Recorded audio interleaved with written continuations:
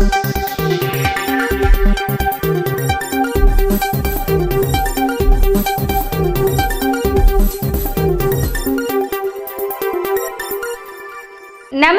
ಈ ನ್ಯೂಸ್ ಟಿವಿಯ ಸ್ಪೀಡ್ ನ್ಯೂಸ್ಗೆ ಸ್ವಾಗತ. ದೇಶ, ರಾಜ್ಯ ಹಾಗೂ ಸ್ಥಳೀಯ ವಿದ್ಯಮಾನಗಳ ಪಟಾಪಟ್ ಸುದ್ದಿ.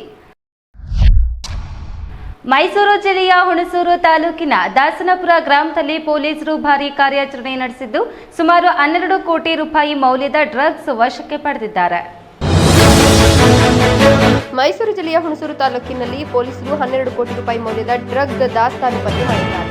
ಹುಣಸೂರು ಗ್ರಾಮಾಂತರ ಪೊಲೀಸ್ ಠಾಣಾ ವ್ಯಾಪ್ತಿಯ ದಾಸನಪುರ ಗ್ರಾಮದಲ್ಲಿ ನಡೆದ ಕಾರ್ಯಾಚರಣೆಯಲ್ಲಿ 2 ಆರೋಪಿಗಳನ್ನು ಬಂಧಿಸಲಾಗಿದೆ ಎಂದು ಮೈಸೂರು ಪೊಲೀಸ್ ವರಿಷ್ಠಾಧಿಕಾರಿ ಮಲ್ಲಿಕಾರ್ಜುನ ಬಾಲದಂಡಿ ತಿಳಿಸಿದ್ದಾರೆ.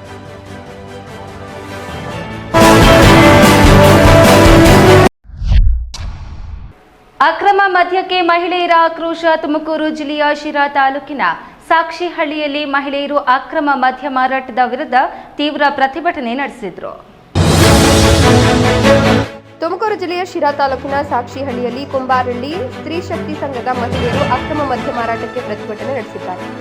ಬೆಳಗ್ಗೆ 6 ಗಂಟೆಗೆ ಚಿಲ್ಲರೆ ಅಂಗಡಿಗಳಿಗೆ ಮದ್ಯ ಸರಬರಾಜು ಮಾಡುತ್ತಿರುವ ಬಗ್ಗೆ ಮದ್ಯದ ಅಂಗಡಿಯನ್ನ ಮಹಿಳೆಯರು ಮುತ್ತಿಗೆ ಹಾಕಿ ತೀವ್ರ ಆಕ್ರೋಶ ವ್ಯಕ್ತಪಡಿಸಿದ್ದಾರೆ.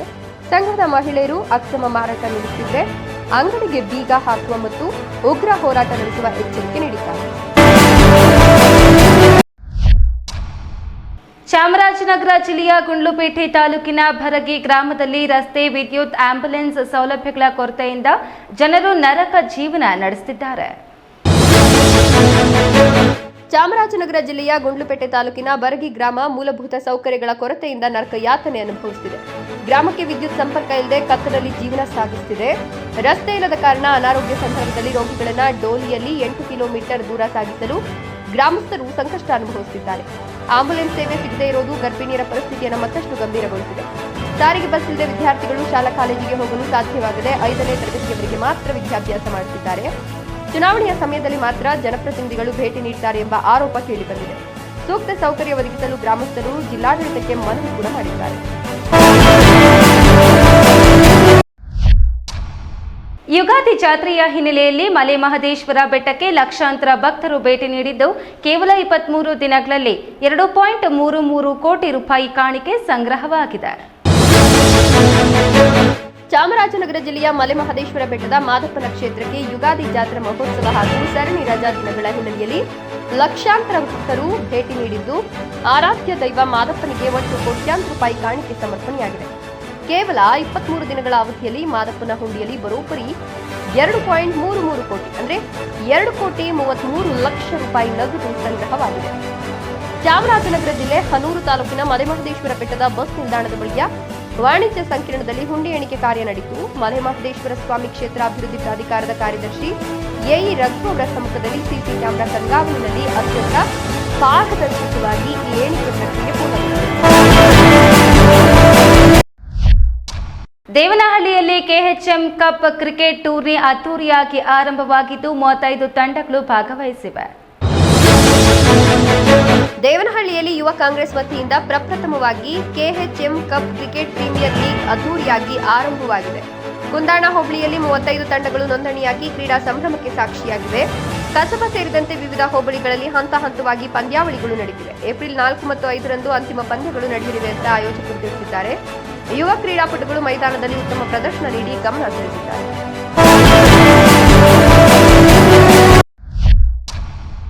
ಮುದ್ದೇನಹಳ್ಳಿಯ ಸತ್ಯಸಾಯಿ ಗ್ರಾಮದಲ್ಲಿ ನಡೆದ ಶಿಬಿರದಲ್ಲಿ 27 ಮಕ್ಕಳಿಗೆ ಉಚಿತ ಹೃದಯ ಶಸ್ತ್ರಚಿಕಿತ್ಸೆ ಯಶಸ್ವಿಯಾಗಿ ನೆರವೇರಿಸಲಾಗಿದೆ.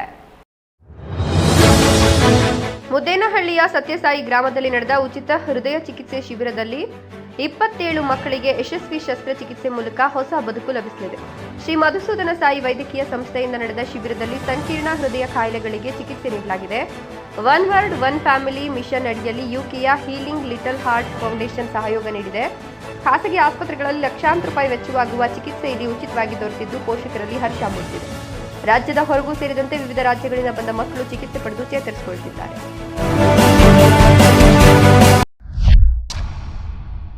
ಐಪಿಎಲ್ ಟಿಕೆಟ್ ವಿಚಾರವಾಗಿ ಸದನದಲ್ಲಿ ಚರ್ಚೆ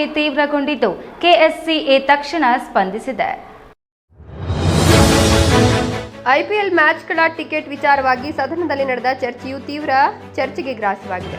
ಶಾಸಕರು ತಮಗೆ ಐಪಿಎಲ್ ಟಿಕೆಟ್ಗಳನ್ನು ನೀಡಬೇಕೆಂಬುದಕ್ಕೆ ಸ್ಪಂದಿಸಿರುವ ಕೆಎಸ್ಸಿಎ ತಥಾಸ್ತು ಅಂದಿದೆ. ಸದನದಲ್ಲಿ ಚರ್ಚೆಯಾಗಿ ಕೇವಲ 24 ಗಂಟೆಗಳಲ್ಲಿಯೇ ಈ ರೀತಿ ಸ್ಪಂದನೆ ದೊರೆತಿರುವುದು ವಿವಾದವೆಂದಿದೆ. ಆದರೆ ಈ ಎಲ್ಲಾ ಜಟಾಪಟಿ ನಡುವೆ ಎಂಎಲ್ಎ ಸುರೇಶ್ ಕುಮಾರ್ ಮತ್ತು ಬಿಜೆಪಿ ರಾಜ್ಯಾಧ್ಯಕ್ಷ ವಿಜಯೇಂದ್ರ ಟಿಕೆಟ್ಗಳನ್ನು ನಿರಾಕರಿಸಿದ್ದಾರೆ. ಬಾಗಲಕೋಟೆಯಲ್ಲಿ ಆಂಬ್ಯುಲೆನ್ಸ್ ಮತ್ತು ಕಾರಿನ ನಡುವೆ ಡಿಕ್ಕಿ ಸಂಭವಿಸಿ ವಾಹನ ಪಲ್ಟಿಯಾದರೂ ಸ್ಥಳೀಯರ ಸಾಹಸದಿಂದ ಗರ್ಭಿಣಿ ಮಹಿಳೆ ರಕ್ಷಣೆಗೊಂಡಿದ್ದಾರೆ. ಬಾಗಲಕೋಟೆ ನಗರದ ಜಿಲ್ಲಾಸ್ಪತ್ರೆಗೆ ಗರ್ಭಿಣಿಯನ್ನು ಕರೆದೊಯ್ದಿದ್ದ ಆಂಬ್ಯುಲೆನ್ಸ್ ಮತ್ತು ಇನೋವಾ ಕಾರಿನ ನಡುವೆ ಭೀಕರ ಡಿಕ್ಕಿ ಸಂಭವಿಸಿ ಆಂಬ್ಯುಲೆನ್ಸ್ ರಸ್ತೆಯಲ್ಲಿ ಪಲ್ಟಿಯಾದ ಘಟನೆ ಬಾಗಲಕೋಟೆ ಬಸ್ ನಿಲ್ದಾಣದ ಸರ್ಕಲ್ ಬಳಿ ನಡೆದಿದೆ. ಜಿಲ್ಲಾಸ್ಪತ್ರೆಯ ಕಡೆಗೆ ವೇಗವಾಗಿ ಹೊರಟಿದ್ದ ಆಂಬ್ಯುಲೆನ್ಸ್ ಮತ್ತು ಕಾಳಿದಾಸ ವೃತ್ತದ ಕಡೆಗೆ ಚಲಿಸಿದ್ದ ಇನೋವಾ ಕಾರಿನ ನಡುವೆ ಈ ಅಪಘಾತ ಸಂಭವಿಸಿದೆ. ಡಿಕ್ಕಿಯ ರಭಸಕ್ಕೆ ಆಂಬ್ಯುಲೆನ್ಸ್ ವಾಹನವು ರಸ್ತೆ ಮಧ್ಯದಲ್ಲೇ ಪಲ್ಟಿಯಾಗಿದೆ. ಈ ದೃಶ್ಯವು ಹತ್ತಿರದ ಕ್ಯಾಮೆರಾದಲ್ಲಿ ಸೆರೆಯಾಗಿದೆ. ಅಪಘಾತ ಸಂಭವಿಸಿದಂತೆಯೇ ಸ್ಥಳದಲ್ಲಿದ್ದ ಸ್ಥಳೀಯ ಯುವಕರು ತಕ್ಷಣವೇ ಕಾರ್ಯಪ್ರವೃತ್ತರಾಗಿದ್ದಾರೆ. ಪಲ್ಟಿಯಾದ ಆಂಬ್ಯುಲೆನ್ಸ್ನಲ್ಲಿದ್ದ ಗರ್ಭಿಣಿ ಮಹಿಳೆಯನ್ನ ಅತ್ಯಂತ ಜಾಗರೂಕತೆಯಿಂದ ಹೊರತೆಗೆದು ರಕ್ಷಿಸಿದ್ದಾರೆ.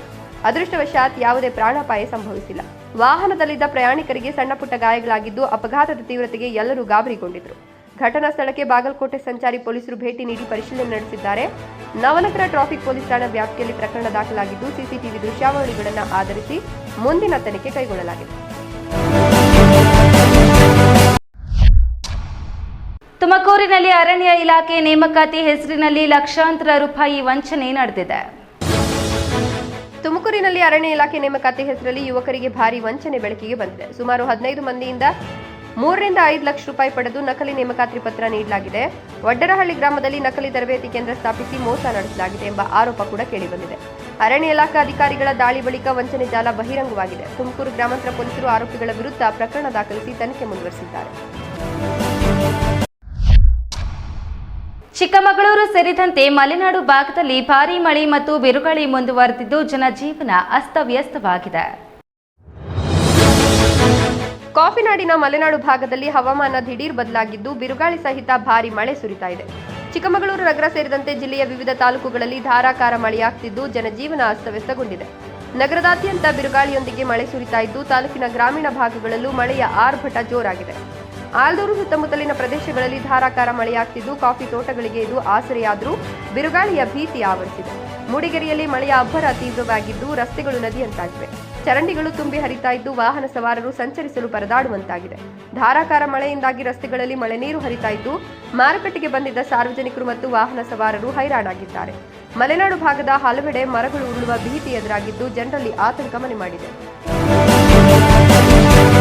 ಈ ನ್ಯೂಸ್ ಟಿವಿಯ ಸ್ಪೀಡ್ ನ್ಯೂಸ್ ಜೊತೆಗೆ ತಪ್ಪದೆ ವೀಕ್ಷಿಸಿ. ಈ ನ್ಯೂಸ್ ಟಿವಿಯ ಮುಖ್ಯ ಸಂಚಿಕೆ ರಾತ್ರಿ 8:30ಕ್ಕೆ.